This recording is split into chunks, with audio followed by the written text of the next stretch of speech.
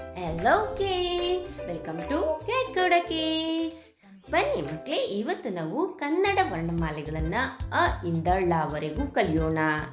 So let's begin. ಅ ಆ E ಈ ಉ ಊ ರು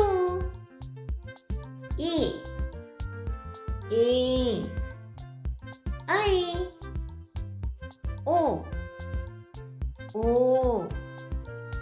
ಔ ಅಂ ಅಹ ಖ ಖ ಗ ಘ ಇನ್ಯ ಚ ಛ ಜ ಝ ಞ ಟ ಠ